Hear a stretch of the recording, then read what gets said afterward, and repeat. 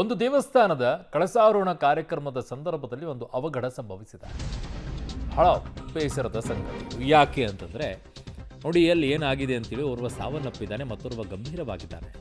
ಹಾವೇರಿಯಲ್ಲಿ ಗಂಗಾ ಪರಮೇಶ್ವರಿ ಕಳಸಾರೋಹಣ ಸಂದರ್ಭದಲ್ಲಿ ಆಗಿರುವಂಥ ದುರಂತ ಇದು.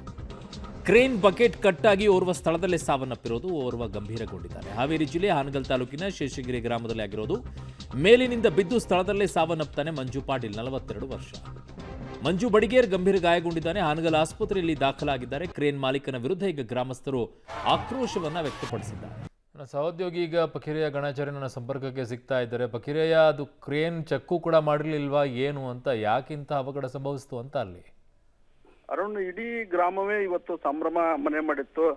ಏನು ಗಂಗಾ ಪರಮೇಶ್ವರಿ ದೇವಸ್ಥಾನದ ಕಳಸಾರೋಹಣ ಕಾರ್ಯಕ್ರಮವನ್ನ ಕಳೆದ ಒಂದು ವಾರದಿಂದ ಆಯೋಜನೆ ಮಾಡಿದ್ರು. ಆದ್ರೆ ಇವತ್ತು ಕಳಸಾರೋಹಣ ಕಾರ್ಯಕ್ರಮದಲ್ಲಿ ಕ್ರೇನ್ ನ ಬಕೆಟ್ ಇದ್ದ ಏಕಾಏಕಿ ಕಳಿಸಿ ಬಿದ್ದು ಓರ್ವ ಮಂಜುನಾಥ್ ಪಾಟೀಲ್ 42 ವರ್ಷದ ವ್ಯಕ್ತಿ ಸ್ಥಳದಲ್ಲೇ ಸಾವನ್ನಪ್ಪಿರುವಂತದ್ದು. ಇನ್ನೊಬ್ಬ ಮಂಜು ಬಡಿಗೇರ್ ಅನ್ನೋನು ಗಾಯಗೊಂಡಿರುವಂತದ್ದು. ಇನ್ನು ಅದರಲ್ಲಿ ಹತ್ತಿರುವಂತಹ ಸ್ವಾಮೀಜಿಗೂ ಕೂಡ ಗಾಯಗೊಂಡಿರುವಂತದ್ದು. ಅವ್ರನ್ನ ಆಸ್ಪತ್ರೆಗೆ ದಾಖಲಿಸಿರುವಂತದ್ದು. ಆದ್ರೆ ಅದು ಕ್ರೇನ್ ಬಕೆಟ್ ಬಹಳಷ್ಟು ತೂಕ ಹಿಡಿದಿರುವಂತದ್ದು. ಒಂದ್ ಕಡೆ ಹಗ್ಗವನ್ನು ಕಟ್ಟಿದ್ರು, ಆದ್ರೆ ಒಂದ್ ಕಡೆ ವೆಲ್ಡಿಂಗ್ ಬಿಚ್ಚಿದ ನಂತರ ಮತ್ತೊಂದು ಕಡೆ ಬಿಚ್ಕೊಂಡು ಏಕಾಏಕಿ ಕ್ರೇನ್ ಬಕೆಟ್ ಕಳಿಸಿ ಬಿದ್ದಿರುವಂತದ್ದು. ಹೀಗಾಗಿ ಕ್ರೇನ್ ನಲ್ಲಿ ಬೆಳಗ್ಗೆ ಒಂದ್ 2-3 ಜನ ಹತ್ತಿ ಬೇರೆ ಬೇರೆ ವಸ್ತುಗಳನ್ನ ಇಟ್ಟು ಬಂದಿದ್ರು. ಆದ್ರೆ ಏಕಾಏಕಿ 4ನೇ ಬಾರಿ ಹತ್ತಿದಂತಹ ಕಳಸಾರೋಹಣ ಟೈಮ್ ನಲ್ಲಿ ಏಕಾಏಕಿ ಕ್ರೇನ್ ಬಕೆಟ್ ಕಳಿಸಿಕೊಂಡು ಬಿದ್ದು ಇಂತಹ ದುರ್ಘಟನೆ ಸಂಭವಿಸಿರುವಂತದ್ದು.